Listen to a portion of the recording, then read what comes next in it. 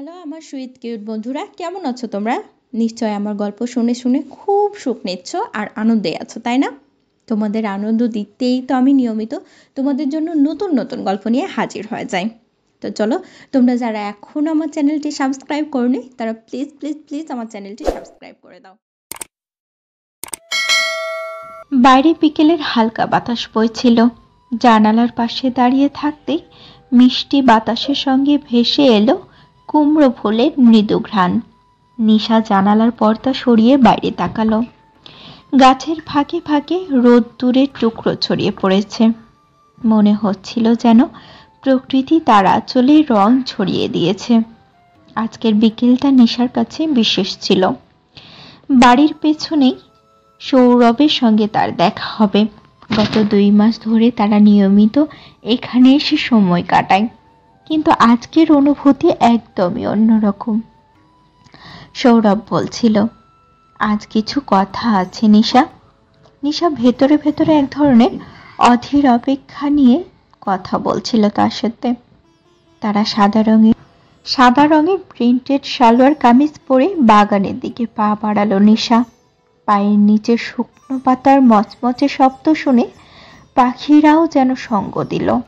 বাগানে পৌঁছে দূর থেকে দেখল সৌরভ বেঞ্চে বসে আছে।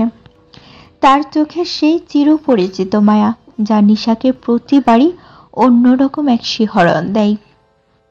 সৌরভ মুচকি হেসে বলল, বসো। নিশা চুপচাপ গিয়ে তার পাশে বসল। বাতাসে সৌরভের পারফিউমের হালকা গন্ধ ভাসছিল, আর নিশার বুকের মধ্যে অজানা এক উত্তেজনা।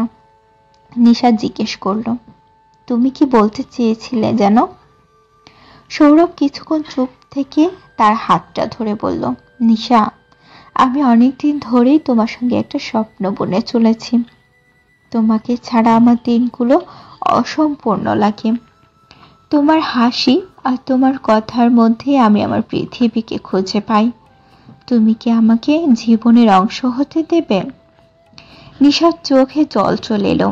এই প্রস্তাব সে হয়তো প্রত্যাশা করেছিল, তবু এই মুহূর্তটা যেন তার কাছে অবিশ্বাস্য লাগছিল। সৌরভের গভীর দৃষ্টি তার হৃদয় ছুঁয়ে গেল।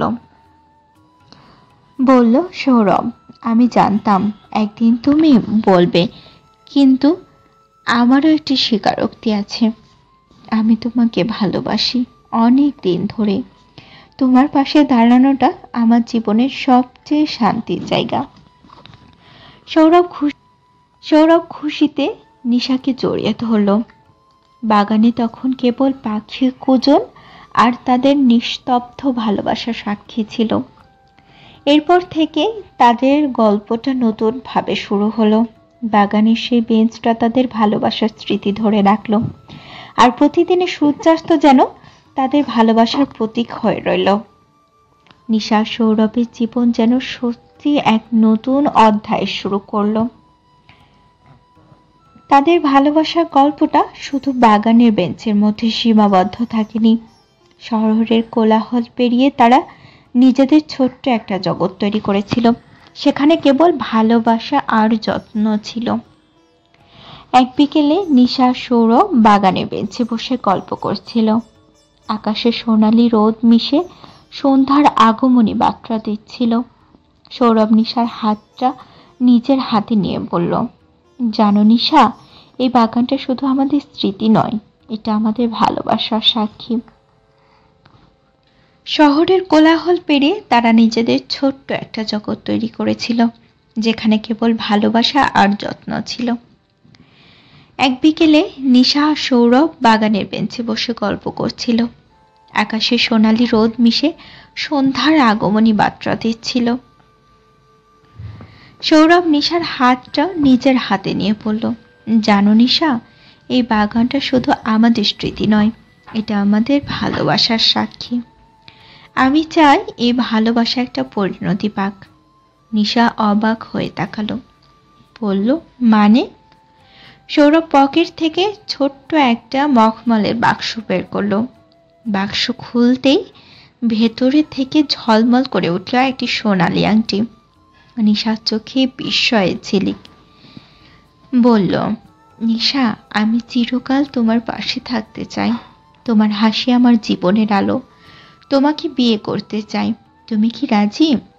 সৌরভের চোখে ছিল ভালোবাসার গভীরতা। নিশার চোখে জল চলে এলো। এই প্রস্তাবে সে হয়তো স্বপ্নে অনেকবার কল্পনা করেছে, কিন্তু বাস্তবে এই মুহূর্তটা এত সুন্দর হবে তা ভাবেনি। সে বলল, সৌরভ, আমি রাজি। আমার জীবনে প্রতিটা মুহূর্তেই তোমাকে চাই। সৌরভ ধীরে ধীরে নিশার আঙ্গুলে আংটি পরিয়ে দিল। বাতাসে যেন এক অদৃশ্য মিষ্টি সুর বাজতে শুরু করলো।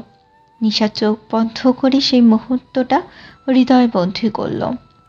এরপর থেকে তাদের দিনগুলো আরো রঙিন হয়ে উঠল। বিয়ের প্রস্তুতি নিয়ে দুইজনেই ব্যস্ত হয়ে পড়ল। নিশার বাবা মা আর সৌরভের পরিবারও এই খুশিতে আনন্দিত ছিল। বিয়ের দিনটা ছিল এক বসন্তের সকাল। চারপাশে ফুলে সৌরভে ভরে গিয়েছিল পরিবেশ। নিশা লাল বেনারসিতে অপূর্ব লাগছিল।